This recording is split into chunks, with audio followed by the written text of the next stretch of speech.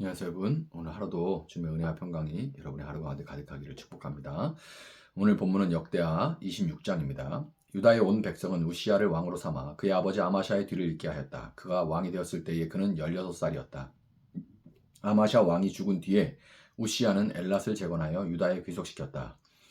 우시야가 왕이 되었을 때에 그는 16살이었다. 그는 예루살렘에서 52해 동안 다스렸다. 그의 어머니 여골리아는 예루살렘 태생이다. 그는 자기 아버지 아마샤가 한 모든 일을 본받아서 주님께서 보시기에 올바른 일을 하였다.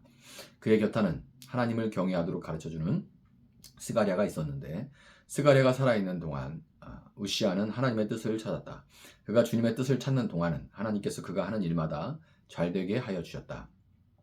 우시아가 전쟁을 일으켜 블레셋과 싸우고 가드성과 야브네 성과 아스돗 성의 성벽들을 헐고 아스돗 땅과 블레셋 지역 안에 성읍들을 세웠다. 그는 하나님의 도움을 받아서 블레셋 사람과 구르바알에 사는 아라비아 사람과 마온 사람을 쳤다. 암몬 사람이 우시아에게 조공을 바쳤다. 우시아가 매우 강하게 되었으므로 그의 이름이 저 멀리 이집 땅에까지 퍼졌다.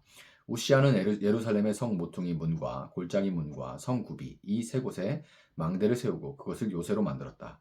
그에게는 기르는 가축이 많았다. 언덕지대와 평지에는 농부들을 배치시켰고 산간 지방에는 포도원을 가꾸는 농부도 두었다. 그는 농사를 좋아하여서 벌판에도 곳곳에 망대를 세우고 여러 곳에 무릉덩이도 팠다. 우시아에게는 언제든지 나가서 싸울 수 있는 큰 규모의 군대가 있었다. 여이엘 병적 기록관과 마아세아 병무 담당 비서관이 이들을 징집하여 병적에 올렸다. 이 두 사람은 왕의 직속 지휘관 가운데 한 사람인 하나냐의 지휘를 맡았다. 그 군대에는 2600명의 장교가 있고 그들의 밑에도 왕의 명령이 떨어지면 언제라도 대적과 싸워 이길 수 있는 30만 7500명의 군인들이 있었다. 우시아는 이 군대를 방패와 창과 투구와 갑옷과 활과 무릿매로 무장시켰다. 예루살렘에는 무기제소 기술자들을 두어 새로운 무기를 고안하여 만들게 하였으니 그 무기는 망대와 성곽 모서리 위에 설치하여 활과 큰 돌을 쏘아 날리는 것이었다. 그의 명성이 사방으로 퍼졌고 하나님께서 그를 도우셨으므로 그는 매우 강한 왕이 되었다. 우시아 왕은 힘이 세워지면서 교만하게 되더니 드디어 악한 일을 저지르고 말았다. 주님의 성전 안에 있는 분향단에다가 분향을 하려고 그리로 들어간 것이다. 이것은 주 하나님께 죄를 짓는 일이었다. 아사랴 제사장이 용감하고 힘이 센 주님의 제사장 80명을 데리고 왕의 뒤를 따라 들어가면서 우시아 왕을 말렸다. 제사장들이 외쳤다. 우시아 임금님께서는 들으십시오. 주님께 분향하는 일은 왕이 할 일이 아닙니다. 분향하는 일은 이 직무를 수행하도록 거룩하게 구별된 제사장들, 곧 아론의 혈통을 이어받은 제사장들만이 할 수 있는 일입니다. 이 거룩한 곳에서 어서 물러나시기 바랍니다. 왕이 범죄하였으니 주 하나님께 높임을 받지 못할 것입니다. 우시아는 성전 안 분향된 옆에 서서 향로를 들고 막 분향하려다가 이 말을 듣고 화를 냈다. 그가 제사장들에게 화를 낼 때에 그의 이마에 나병이 생겼다. 아사랴 제사장과 다른 제사장들이 그를 살펴보고 그의 이마에 나병이 생긴 것을 확인하고 그를 곧 그곳에서 쫓아냈다. 주님께서 우시아를 재앙으로 치셨으므로 그는 급히 나갔다. 그는 죽는 날까지 나병을 앓았다. 주님의 성전을 출입하는 것도 허용되지 않았으므로 나병 환자인 그는 별궁에 격리되어 여생을 보냈다. 왕자 요담이 왕실을 관리하며 나라의 백성을 다스렸다. 우시아의 통치 기간에 있었던 다른 사건들은 초기의 것에서부터 후대의 것에 이르기까지 아모스의 아들 예언자 이사야가 기록하여 두었다. 우시아가 죽어서 그의 조상들과 함께 잠드니 그가 나병 환자였다고 해서 왕실 묘시에 장사하지 않고 왕가에 속한 변두리 땅에 장사하였다. 왕자 요담이 아버지의 뒤를 이어서 왕이 되었다. 아멘. 자, 우시아 왕은 아버지 아마샤가 북이스라엘의 요아스 왕에게 포로가 되었을 때 유다의 왕이 됐고 아마샤가 포로에서 돌아온 후에는 24년 동안 그와 왕의 권자를 나누어서 가졌습니다. 왕이 둘인 거죠. 실제적으로야 이제 우시아가 다스렸겠지만 그러나 아마샤가 동시에 같이 있었던 겁니다. 아마샤는 하나님을 떠나 교만해짐으로 전쟁에서 패하고 포로가 되는 수치를 당했지만 끝내 그 마음을 돌이키지 않았고 결국 신하들의 손에 의해서 죽임을 당하고 말았습니다. 아버지의 모습을 이런 모습을 가까이에서 지켜본 우시아는 제사장이자 선지자였던 스가랴를 통해 하나님을 경외하고 섬기는 법을 배워서 하나님께 순종함으로 하나님의 복을 받아 나라를 잘 다스릴 수가 있었습니다. 우시아의 통치 시기에 북이스라엘 왕은 정복으로 북이스라엘의 이름을 북방에 널리 떨친 나라의 이 기세가 그때 아주 제일 강성했던 때예요. 북이스라엘로서는 여로보암 2세 그때 우시야 때는 여로보암 2세가 이 북이스라엘의 왕이었습니다. 국경을 맞댄 나라의 이 부강함은 당연히 왕위에 오른 우시야에게 정치, 국방, 안보 모든 면에서 큰 부담으로 다가올 수밖에 없었겠죠. 만약에 지금 북한이 이렇게 못 사는 게 아니라 막 강성해져가지고 국력이 막 부강해지고 이러면 우리도 굉장히 부담이 되겠죠. 더군다나 아모스 1장에 따르면 우시야의 통치 시기에는 역사에 기록될 정도로 규모가 큰 지진까지. 그래서 아모스는 그렇게 소개를 해요. 지진 몇 년 후, 몇 년에 내가 하나님의 말씀을 받았더니 그 지진을 기점으로 설명을 하는 거예요. 그만큼 역사에, 세계사에 기록될 정도로 큰 규모의 지진까지 발생을 했어요. 이게 우시야 때입니다. 그러니까 10절과 같이 땅과 농사 짓는 것을 좋아했던 우시야는 하나님을 이런 상황 가운데 찾고 의지할 수밖에 없었던 겁니다. 땅을 좋아하는 우시야. 근데 땅이 갈라져. 지진. 그러니 당연히 하나님을 찾고 의지할 수밖에 없죠.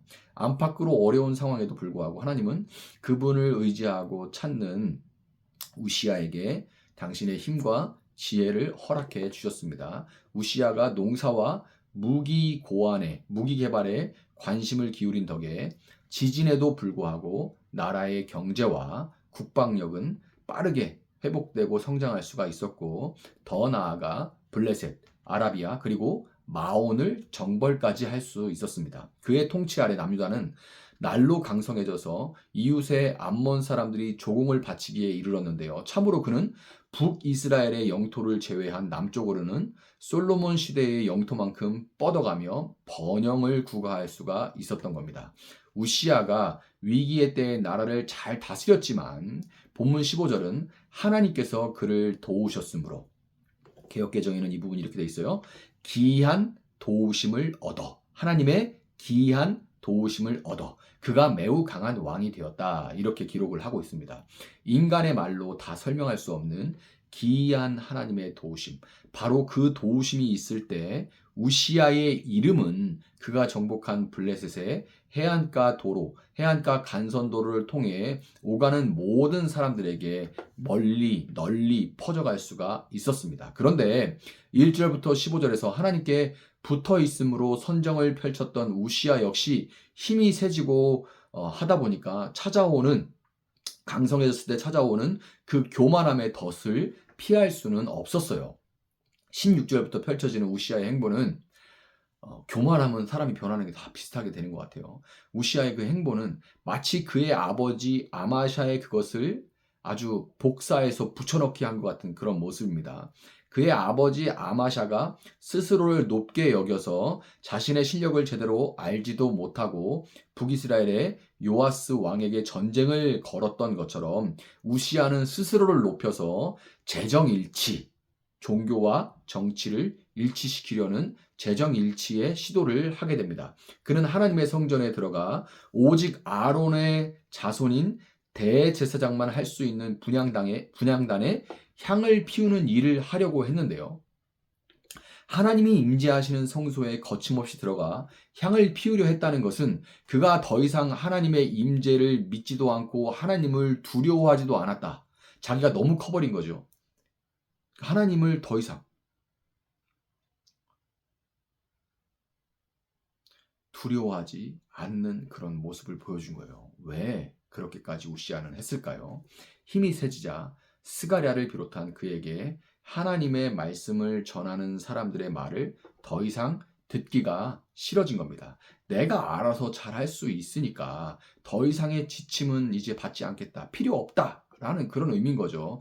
요즘 말로 소위 진정한 자유를 추구했던 겁니다. 요즘에 이런 거를 진정한 자유를 추구한다 그래요. MZ세대의 아주 화두죠. 그런데 여러분, 인간이란 존재가 진정 무엇에도 묶이지 않는 자유를 누릴 수 있는 존재인가요? 경제적 자유에서 돈만 끊임없이 들어오면 자유를 누리나요? 진짜 그런가요? 아니, 그렇게 정말 무엇에도 매이지 않으면 과연 인간이 행복해질 수 있습니까? 하나님을 떠나 무엇에도 매이지 않는다고 생각하는 그 순간에 인간은 즉시 세상 모든 것에 매이게 됩니다. 이게 현실이에요. 두려움에 이사도 마음대로 못 가고, 내게 복을 줄 수 있다고 생각하는 모든 것을 숭배할 수밖에 없게 되는 거죠. 이런 상태를 잘 보여주는 것이 바로 우시아에게 발발한 나병입니다. 나병은 공동체에서 축출될 수밖에 없는 부정하게 되는 그런 병이죠. 우시아의 이야기의 마지막은 선지자 이사야가 그의 행적을 기록했다라는 말로 정리가 됩니다. 되게 와 이렇게 시작했다가 그냥 용두사미처럼 이렇게 끝나죠. 우시아의 이름은 당대의 만방에 떨쳐졌지만 지금 그의 이름을 기억하는 사람은 많지 않습니다. 거의 없어요. 성경을 꽤 읽었다는 사람들에게도 그의 이름은 그저 이사야의 소명기사, 우시아 왕이 죽던 해에 이사야가 성전에서 선지자로 부름받았다는 이사야의 소명기사가 나오죠. 그때 우시아가 죽던 해에 그때 우시아 이름만 잠깐 나와요. 근데 주인공은 누구예요? 물론 주인공은 하나님이시지만 주인공은 이사야 선지자죠. 우시아 신경 쓰는 사람은 없습니다. 그러니까 이사야가 주인공이고 우시아는 그냥 배경일 뿐인 거죠. 배경으로만 쓰일 따름인 거예요. 하나님께 붙어 있을 때 우시아의 이름이 높아졌죠.